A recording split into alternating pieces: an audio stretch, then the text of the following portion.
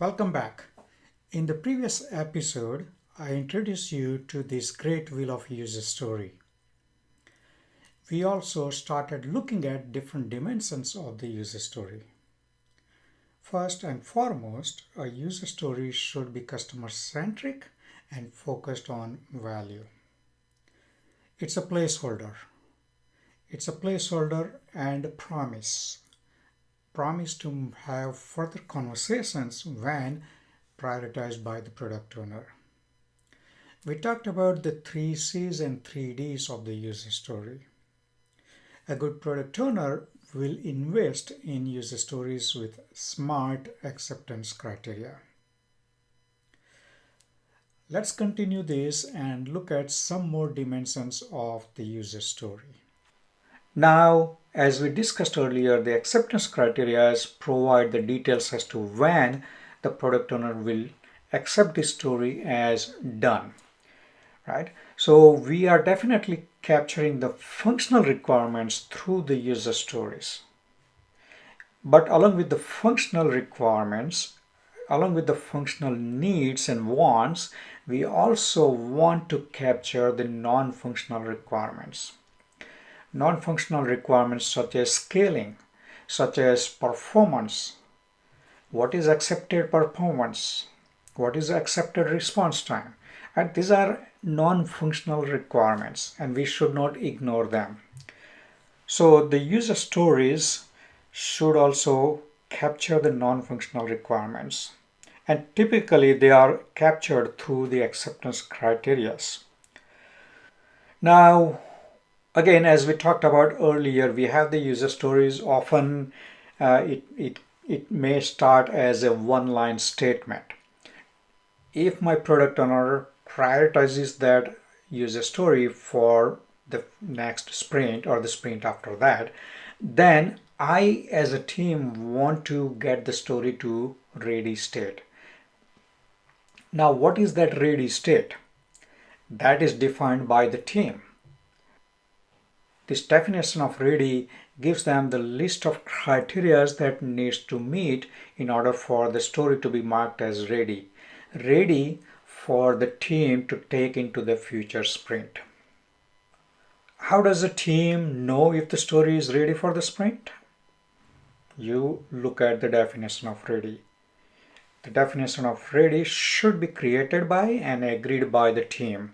And typically, this should be the first activity or one of the first activities that the team does as they start their agile journey.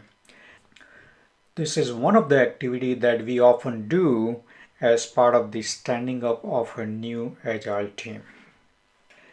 Similarly, how does a team know if the story is done?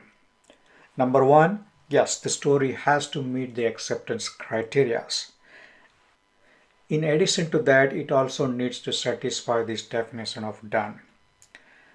So the definition of done gives them the clarity as to what is that end state along with the acceptance criteria specific to the specific story. Now I look at this definition of ready and definition of done as the two bookends of a user story. They keep the user stories upright and straight. Without these two bookends, the user story cannot stand on its own.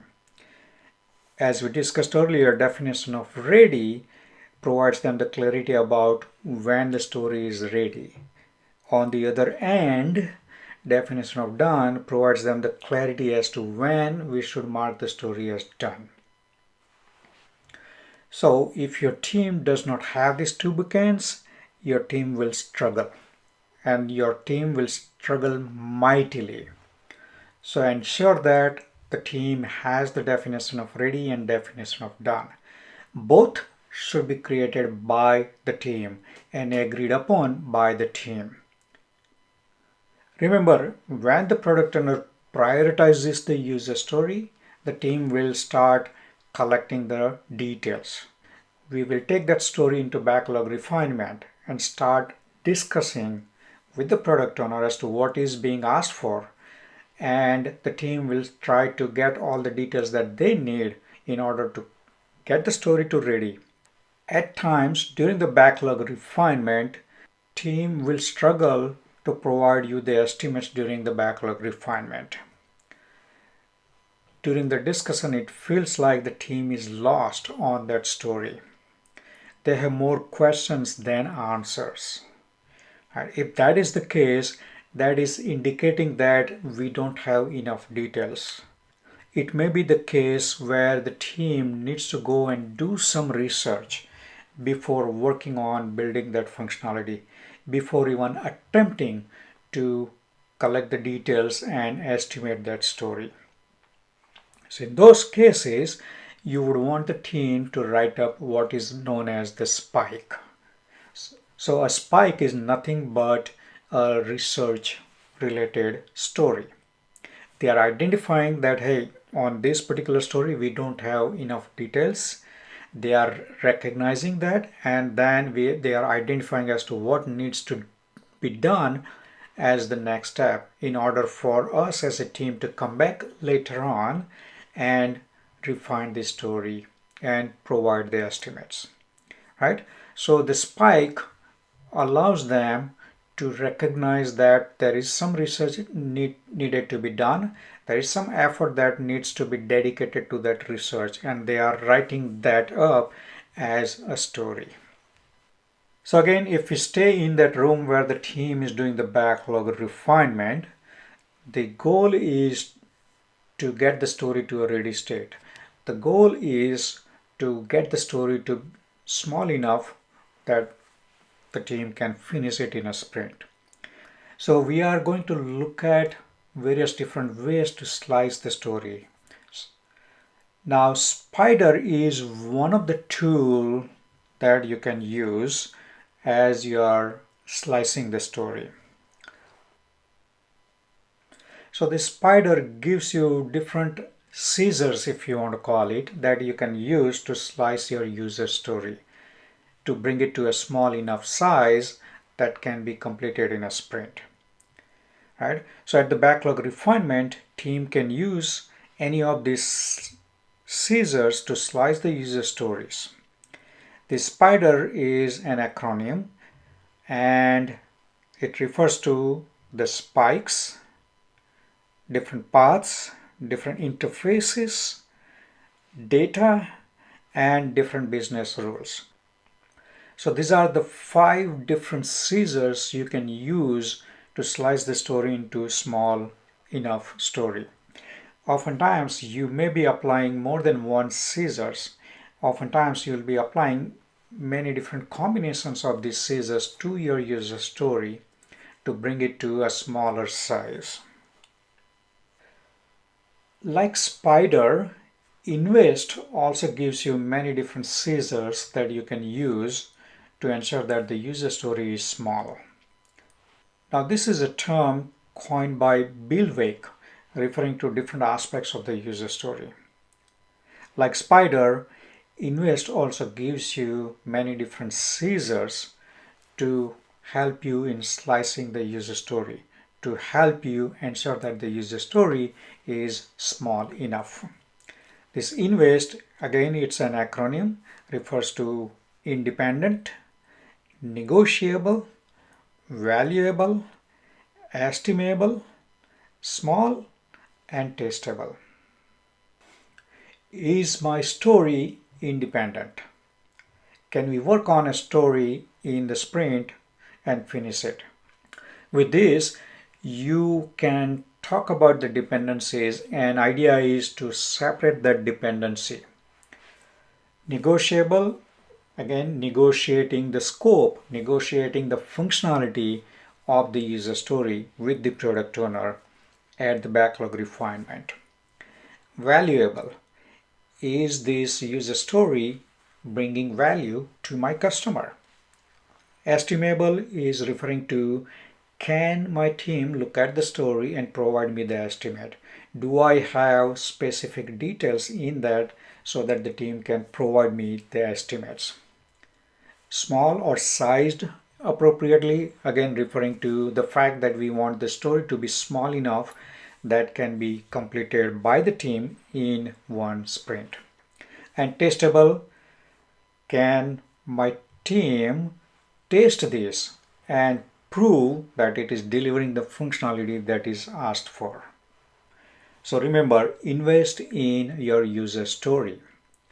We have been talking about the user stories as units of value. So the focus is on value, identifying the value, creating the value, and delivering the value. And we are doing that through this user story. Sometimes, though, the team needs to do some work that enables them to deliver the value. A particular story may not deliver value directly, but it is recognizing that the team needs to do some work that will enable them to work on some other stories, some other user stories that are delivering value. So these stories, I would say, are enabling the team to build the functionality and deliver the functionality. So these are what I refer to as the enabling stories. Example, we talked about the spike. We talked about that research that the team needs to do. Now that research doesn't deliver any value directly to my users, but this research will enable my team to go and work on other user stories that are delivering direct value to my customers. Let's stay in that room where the team is doing the backlog refinement. Team is looking at the story and they are looking to slice this story. Team is looking at the SPIDR. Team is looking at the invest in order to slice the user stories. They have many different options as far as which scissor to apply to this user story. When they apply these scissors to the user story, when they are slicing the user story, we want the team to slice the user story based on the functionality. We don't want the team to slice the user story based on the technology stack. If you slice the user story based on the technology stack, that is wrong approach. If you slice the user story based on the technology stack, that is referred to as the horizontal slice, and that is a wrong approach. What we want the team to do is slice the user story vertically. Slice the user story based on the functionality. So if imagine that we have a chocolate cake, multi-layered chocolate cake on the table. And I'm going to give you a slice of this chocolate cake. Would you be happy if I did a horizontal slice of this chocolate cake? And let's say I gave you a top layer of this chocolate cake. Would you be happy having just the cream in your plate?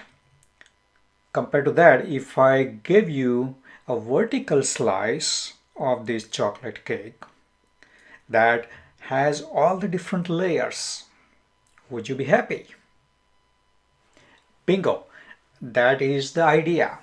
We want the team to slice the user story vertically based on the functionality. So when we deliver that vertical slice to the users, they will be happy. They will get small piece of that functionality.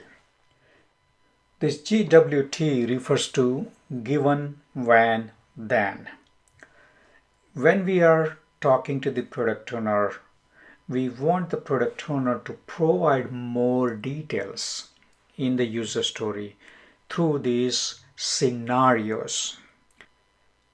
So if the product owner prioritizes a user story, we want the user story to have this additional detail before we take the story to the backlog refinement. So given a precondition, when I do certain action or activity, then the product should behave in this particular fashion. So that is referred to as the GWT syntax. In other words, using this GWT, the product owner is providing the scenarios, and the product owner is also telling us the behavior of our product as to how my product should behave in that particular scenario. So this is also referred to as a behavior-driven development. So GWT plays a big part in BDD, behavior-driven development. SBE stands for specifications by example. So again, as we talked about earlier, using the GWT syntax, the product owner is providing the scenarios. The product owner is providing more details about the user story. In other words, user stories are specifications. In other words, product owner is using examples to provide specifications, details about the user's needs and wants. Since the product owner is using the examples, the scenarios are referred to as examples here. Since the product owner is using the examples, it is also referred to as specifications by example. So, specifications by example, or SBE, requires business stakeholders to provide realistic scenarios. It requires the product owner to provide examples. It requires the product owner to write those scenarios using that GWT syntax. We talked about this earlier. User stories are not a requirements document.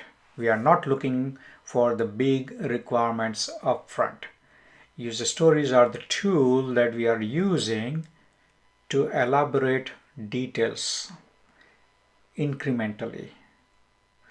It is allowing us to do that progressive elaboration, keeping an eye on just enough and good enough for now. User stories allows us to punt the details for later, as we talked about earlier. So remember, user stories are not big requirements upfront. You also will hear these terms: epics, features. Epics, features, user stories are essentially different slices of the functionality that needs to be built and delivered to the user.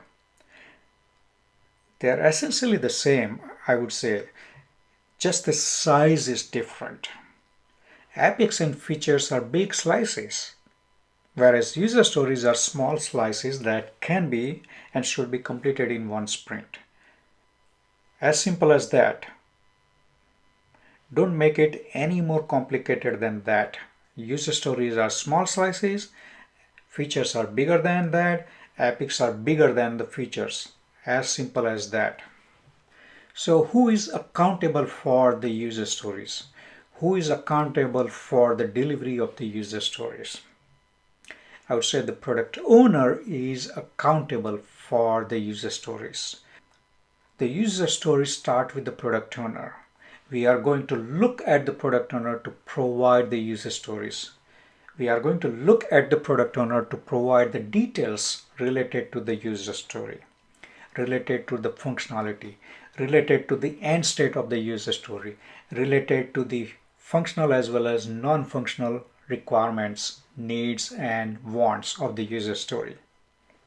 On the other hand, the development team is responsible for building and delivering the functionality. So I'm going to look at the development team to build and deliver the functionality. My product owner is accountable for the user story, while my team, the development team, is responsible for the user story. Hope this brings a lot of value to you as you continue your Agile journey. As I mentioned earlier, user story is a very versatile tool, and the sooner you master it, the quicker you can become Agile. And I hope this video reintroduces you to the user story and brings you the newfound appreciation for it. And if you got some value from this video, don't forget to smash that like button and subscribe. Subscribe so that you get notifications for all my future videos. See you in the next video.